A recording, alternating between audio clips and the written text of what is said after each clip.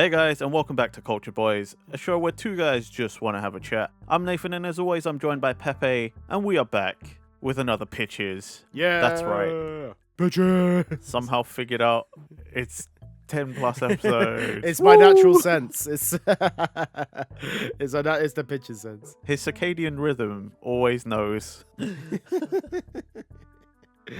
What are we pitching this week, Nathan? Firstly, like, what is the rules of pitches as well for those that haven't listened? So, for those who don't know, Culture Boys Pitches is where Pepe and I throw a bunch of random terms into a random word generator. And once it spits out three things, a genre, a theme, and a media type, we have to go off and make a pitch.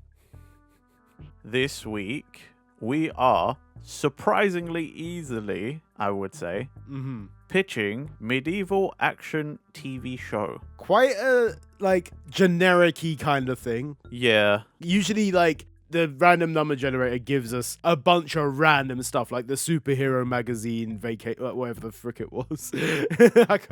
Vacation magazine. Yeah, like that. The luchador noir TV show. Like, we've had some really random tough ones. But this is quite a mainstream premise, a medieval action TV show. Yeah. It's not the worst thing, yeah. My first thought was like, oh, Game of Thrones. Something like that. Exactly, yeah. That's what you gotta make. It's a Game of Thrones thing, isn't it? That's just make a second Game of Thrones. Problem I have with this is that the medieval genre is never my first choice. To watch something. So for me, I had to be like, oh crap, what am I thinking of here? Especially for a TV show as well. What is the thing that goes down here, and what are the what are the styles that we have to go through? So yeah, tough. How did you feel about coming up with this one, Nathan? Are you confident in your pitch? Yeah, I was, because it was, again, first thing was like Game of Thrones in my mind. Yeah. But I also was like, the next thing is how closely you want to follow your interpretation of the prompt. Yes. And this is another thing that always comes up, is that one of us interprets it differently. Yes. Not necessarily in a bad way or anything. It's just the interpretation of what the prompts are is slightly different. Yeah. So for me, medieval meant Game of Thrones, but take out all the fantasy shit.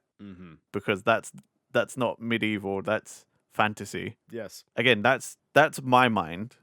Like, again, you could say medieval to someone and it's like, okay, that just means like the time period.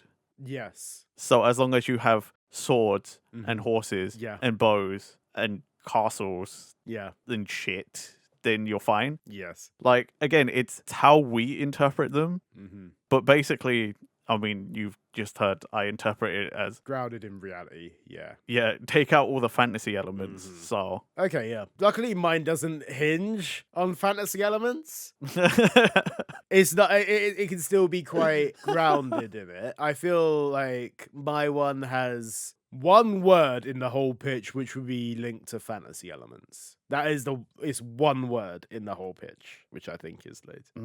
But in medieval, that's a lot of things. That's either magic or like dragon or something. It's just one word, and it is quite a throwaway word as well. So I could easily take it out of the pitch, and I think it would be okay. No thing. It's not. Luckily, it doesn't hinge on it, so I think I'm good there. Again, even if you did go heavily fantasy, that's your interpretation of it. Right. To be fair, we never actually truly argue too much about like, hey, wait, that's not the thing. Yeah, I think if it was like, oh, here's the cyberpunk element of it, you'd be like, okay, that's. I think as long as I think we're both quite good at actually having those major elements in our pitches. Yeah. So, but okay, here's the big thing. Which one of us wants to go first? You have a preference? I think last time you went first. I think so, yeah, because that was the cyberpunk manga thing, right? That was our last one. No, wait, was it? I can't remember. No, I think I went first last time because Okay. I had a much shorter pitch. which is very normal. Yeah. I feel for those that don't know, for those that haven't watched our pictures before, I think it started off like you actually used to create quite a lot of stuff for it, supplementary content. I don't know if you have this time. Oh yeah, I forgot the rule. Yeah. No, I was so busy. Yeah. Yeah.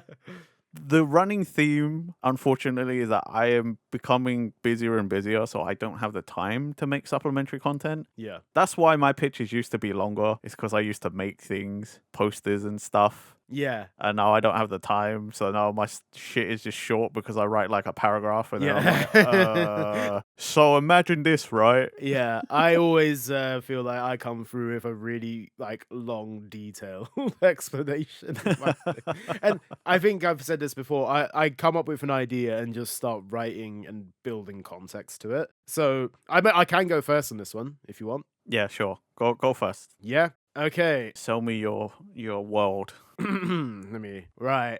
And I think me and Nathan, just another thing before I start, me and Nathan always have the fear that we've come up with a similar concept or come up with a similar name for something. So we'll see if that. I don't think you would have come up with this similar idea. I think this isn't a you idea. So I think I'm safe in this. No, I think based on what we talked about earlier, I think it's safe to assume. Right.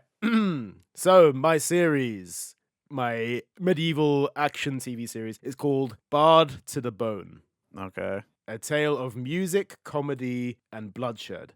So much bloodshed. Ever since Ezekiel was born, his family knew which path he would go down. His father was a bard, his father before him, and even his father before him. It was his destiny, but to Ezekiel, that's not the case. Ever since he was a young boy, Ezekiel has admired not bards, but knights. He's always dreamed to carry a sword, slay a dragon, again, that could be taken out, win the princess's heart, but instead he's always been pressured to carry a lute and sing a song. That's not the life for him. One day, against his family's wishes, Ezekiel sneaks out of the house to watch the final of the largest jousting tournament in the town to watch his idol, Lucas the Duskslayer, participate against the untouchable Prince Herbert. Whilst on his way to watch the match, Ezekiel stumbles upon the opportunity to get a closer look at Lucas the Duskslayer's chambers, something he definitely wouldn't want to pass up. Ezekiel sneaks into the dressing room and can't believe his eyes. This is where his idol sleeps, prepares, works out. This is a dream come true. But there he spots the Holy Grail, Lucas the Duskslayer's suit of armor. Just one quick touch of it wouldn't be so bad, would it? Maybe even try on the helmet, but this is where Ezekiel's story takes a turn. As he tries on the helmet, someone walks in. It's Lucas's assistant. God, I've written dialogue here. God damn, do I have to put on a voice? Maybe I should. Lucas! You're not dressed yet! Hurry up! You must be at the tournament grounds as soon as possible. Ezekiel is mistaken for Lucas because he has the helmet on. He gets kitted up and dragged to the tournament grounds. There he's placed on a horse and is sent into the arena where he sees Prince Herbert ready for their battle. Ezekiel is way out of his depth and can't talk his way out of this whatsoever. He's never ridden a horse, let alone jousted before, and before he knows it, the match begins and he's flailing around while the crowd laughs and everyone, like Prince Herbert's jeering him. It's not going well for him at all. It's looking hopeless. This could be the end for Ezekiel, but something clicks. Suddenly he snaps into gear and it's like he's seeing red, and the next thing he knows, he's charging full speed at Herbert and bam. Herbert's on the floor, the match is over, and Lucas is declared the winner. The crowd goes wild and Ezekiel can't believe it. This is what he's been dreaming of his whole life. Mm-hmm. Ezekiel retreats quickly beneath the stands, where he's quickly confronted by the real Lucas the Dustslayer, and he's not happy and he wants answers. Meanwhile, Herbert and the royal family are fuming. Things are not supposed to go this way. Herbert was supposed to win that match, but instead he's brought back this disgrace to his family's name. Herbert knows something isn't right and detects foul play, but can't put his finger on it. And what does this mean for Ezekiel moving forward? That is basically the pilot episode of Bard to the Bone. Interesting. So, is this live action animated? No, this is a live action show. This would be like an actual, again, think Game of Thrones. It's like maybe a HBO kind of original series kind of thing. Okay. That is the idea of it anyway. And I think that's the pilot, but I feel like it needs to be fleshed out a lot more. Again, I kind of this is me just sitting around yesterday thinking, how do I flesh out this idea more? Writ the whole thing. Fair. And I was like, this is good, but I feel like it needs more. It needs a bit more representation, like a bit more female representation, love interests. It needs more bard references. I feel like the whole series being based on a freaking bard concept. I feel like it needs more bard. Needs more bard is what I put. His family needs fleshing out a bit more, but moving forward, there's gonna be a lot more betrayal, bloodshed, and then like a training kind of thing. I kind of see a little bit of comedy thrown in as well here as well. I feel like there's room for comedy to be played in. It doesn't it's not a serious Game of Thrones-esque kind of thing. Mm-hmm. But this is where I kind of like see it moving forward. There's Bart that's the way I see it anyway. That's the main takeaway for Bart to the Bone. I like it. I feel like it's sorely missing New York in some fashion. There's no medieval New York. I was even thinking it might be medieval New York. Can I put any references for the New York thing? Because it's a running gag. I always have some kind of New York thing in these pictures. There's no way. There was no way I could include a New York reference. To be fair, I think you've had 2 or 3 pictures, and I think they're the most recent ones. Yeah. That haven't had New York in it. It is impossible to do. I think it's because I think the pictures have been stacked against me, to be fair. And also, especially this one, I had to actually look into what medieval meant. Because I know, like you said, there's the thing, but the time frame of it was basically the year 500 to year 1500. So okay, quite a time period. It's quite exactly, yeah. And I was like, that's a whole fucking millennia. But yeah, that was the thing. Interesting. Again, I think weirdly enough, the name Bard to the end of the way I came up with the idea of the Bard thing was randomly in the middle of the night. I think it must have been I woke up at 4 a.m. and I don't know if it was Bard to the Bone that popped into, but I had 3 alternative names for this. Okay. I think Bard to the Bone was one of them. Bard Times was the other. Or the Bard Times of Ezekiel, blah, blah, blah, blah, blah. I think was the option. And the other one was The Good, the Bard, and the Ugly, I think was the other option. So those are the 3 I came, and I ended up on Bard to the Bone because I wanted it to be a bit more bloodier. Okay. I kind of wanted to go for The Boys, the series on Amazon Prime. Yeah. I kind of wanted to have a little bit of those kind of references where it's this guy who's out of his depth being thrown into a world of freaking hell, what the hell do I need to do here? And then just all this shit goes on around him, basically, and there's a lot of blood. Okay. If I was to compare it to any series, that's the kind of thing that I'd probably compare it most to. But yeah. When you said the title, I was expecting some sort of weaponized loot. Yes. Yeah. I don't know how, but I was just imagining a bard with, I don't know, a loot that has a blade on it or something, or one made of a hard material that's just a club as well. You know what I mean? I don't know. I don't know what I was expecting, to be fair. No, I also feel like the bard aspect of it does come into it, but it doesn't come into it in the pilot as much as I'd like it to. I think that's one of the main notes that I had after I've written it all down. I was like, this needs more bard. This needs more music. And now I think that's where the family would come through a bit more. I feel I haven't fleshed out Ezekiel's family much at all there. Fair. I feel like that's where a lot of the bard stuff would come through, and even in future episodes, he probably would use those skills to his advantage, begrudgingly. Thematically, it's very Pepe. Do you think? I think so. Yeah, musical. Yeah, comedy. Yeah, be using a bard as well. I don't know why, but I'm just yes, that's very Pepe. There's something about. I'm just of course you would pick of all the classes. Yeah. Bard in your series for the main character. Yeah. I'm it all meshes in a way that I'm just this is very Pepe. I think when you put it like that, 100%, I feel like it's something that wouldn't ever be my first choice, but if I'm gonna create a medieval action, I feel like that's the way I want to go with it. Yeah. I don't think I'd want to go for straight knight, slashing up some knights kind of thing. It doesn't immediately jump to me, but yeah, that's also what I like about these episodes is that through the way we craft the settings and things and the synopsis, you can tell how we like to come up with a series. Yeah. I mean, there will always be certain themes and things, and probably a common storyline that we just default to, but like, yeah, I just this one I'm like, yeah, it's very Pepe. Oh man, I think that's. I've always kind of create stuff which I think I'd enjoy as well. I think that's another thing. Like, Well, I mean, what's the point otherwise? You know what I mean? Like, yeah, I think I'd probably hate it. Like,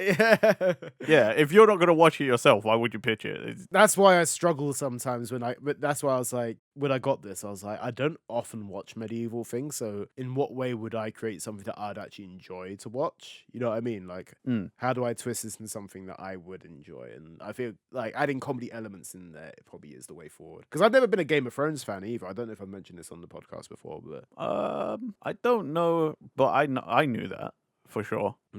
Yeah. Mainly because you're not one of the people I ever talked about it with.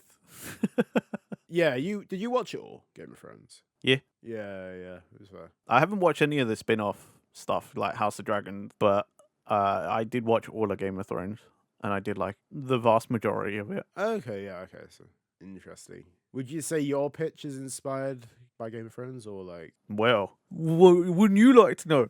Yeah, I'm curious. Go on. I'm all ears. So my series has the working title, The Dark Ages. This was when I thought of a different idea. I didn't come up with a new name that fits my current idea. Yeah. So, working title.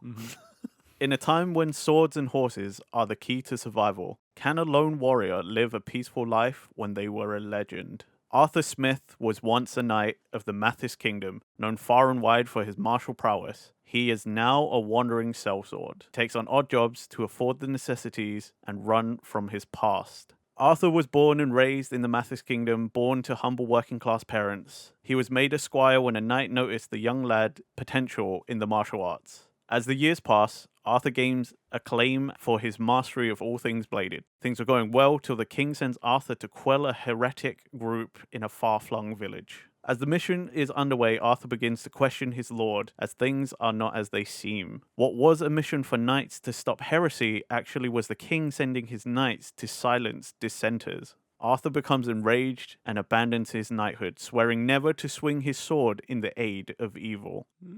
So this is the story of a disenfranchised, legendary warrior. Yeah, interesting. So we have Arthur Smith, Yeah. the legendary Knight of 1,000 Blades. 1,000 Blades, I like that. That's a cool name. I actually originally called him the Knight of Infinite Blades, but I was like, people in medieval times, 1,000 would have seemed like too much. That's a lot. Infinite. What the hell's an infinite? Right? I could have even just called him Arthur of 100 Blades, and people would still, Oh yeah, in the they'd still medieval be times, losing still their would have shit. been like, Yeah, oh my god! Yeah, definitely. I get that. But 1,000 Blades just rolls off the tongue better, you know? Yeah, cool. Can I go like in the middle bit of it? Like, I don't know, 500.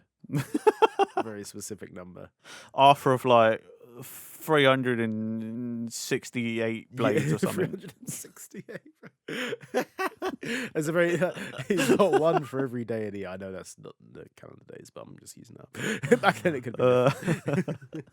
But yeah, okay. We also have King David Mathis the Sixth and Sir Joseph Cobble, Arthur's mentor. Ah, okay. For some reason, I thought Joseph Cobble was going to be like the squire or something. Like, oh, I can't blame it's me, Joseph Cobble.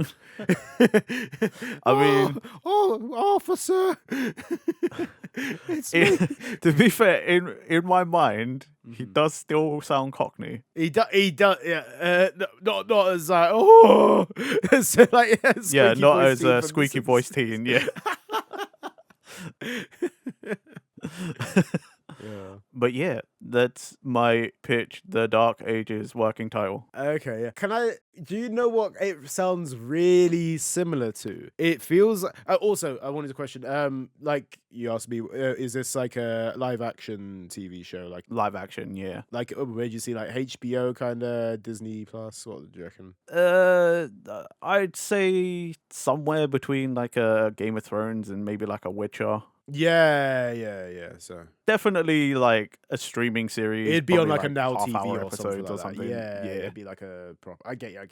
Right, yeah, and what it really reminds me of is it feels like a Wandering Blade feels very samurai-esque as well. You know what I mean? It feels Yeah. like very like it kind of like obviously it's the medieval times and stuff, but it feels like remind me like and never use his blade for evil. Is that one of the things that you said? Yes. Never to swing his sword in the aid of evil. Yeah. So it's like I'm realizing maybe I was subconsciously influenced by the fact that I finished playing Ghost of Yote recently and so the Wandering Solo Warrior. Yeah. And like part of I know it's not, but like you know you've watched the Rurouni Kenshin live action movies. Yes. So you know that like, the fact that he never kills, he always uses the back of his blade or stuff like that. Yeah. Or he's got a sword that like never really like kills. Yeah, it's like a reverse sword. Yeah, it kind of reminds me of that a little bit. Yeah, in a way, except Arthur definitely kills. It kind of feels obviously very Western setting, but like kind of gives like hey. I had this. I'm not saying it is, but like I had this samurai idea. But I'm like, let me twist it a little bit. Let me make this a little bit medieval. Like. I mean, I read a lot of, or I used to read a lot of manga. I play a lot of video games and watch a lot of anime. So yeah, I get the shit I get. will slip over you. But again, this is a very Nathan kind of series. Or Yeah. it kind of gives off a little bit of like for some reason, like when you were saying about the wandering thing, it always reminds you a little bit of like Fist of the North Star as well, with the like in the fact like martial. Yeah, I didn't think about that. Yeah, but...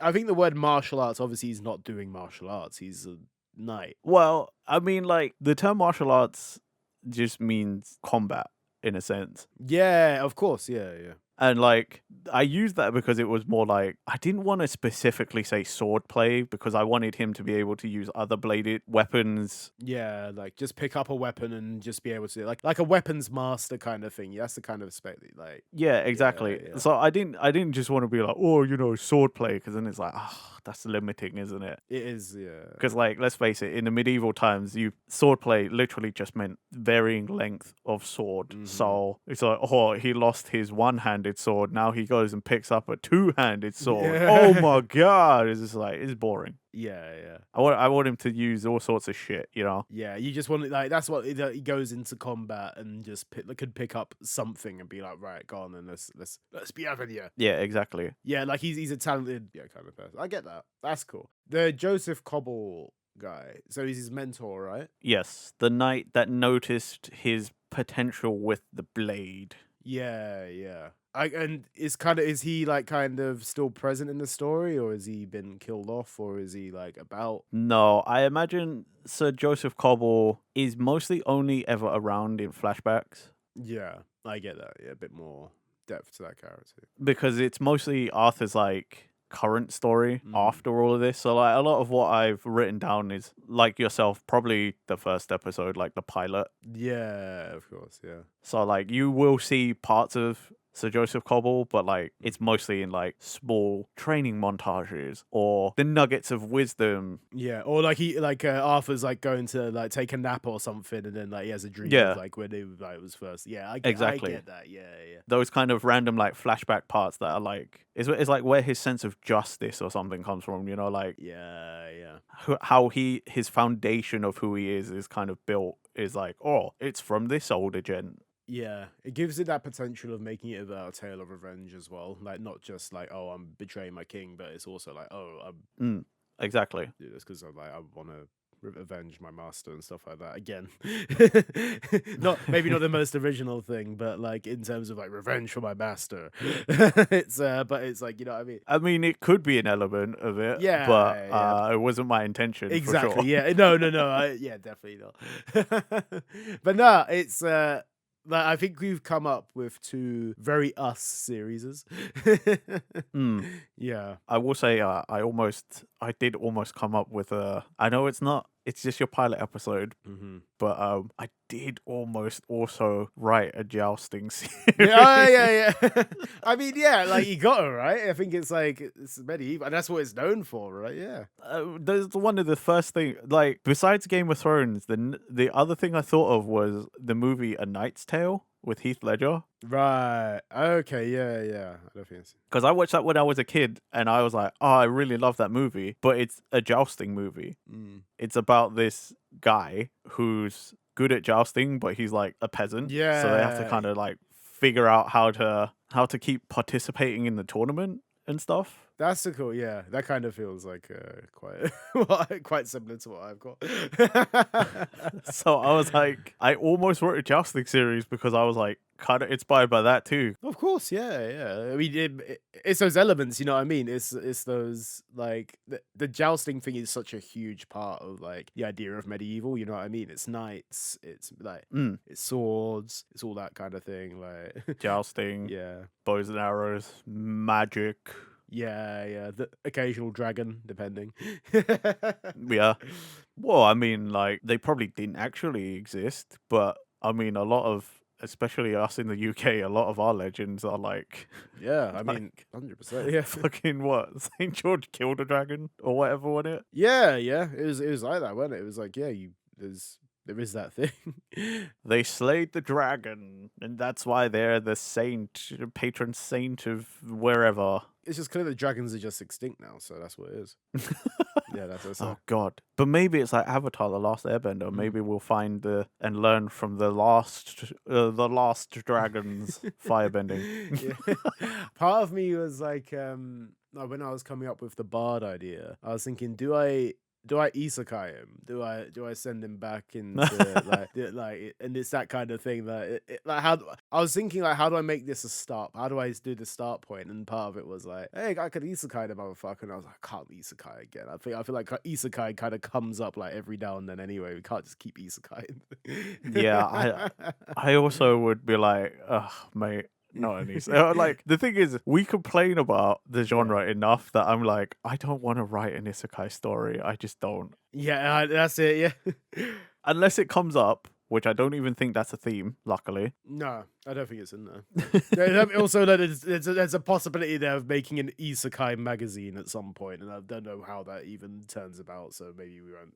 That's not luckily it's not. good. We don't actually have specifically isekai as a genre or a theme. Let's keep it. I mean, it would be quite funny at the same time. However, there are a bunch of the themes and genres that you could write isekai. When you have a manga or an anime, you could easily just tie it because it comes with that isekai theme. Also ties in with those, so it's like Yeah, I mean, like for example, we've got steampunk, cyberpunk, schools, and samurai, and luchador, medieval, and stuff like the kind of themes we have. You could easily at any point just be like, oh, he was hit by a truck and then he is now in that world. Yeah, there's so many fantastical genres up there that it's not out the world of possibilities. You know what I mean? It's not out there. Yeah.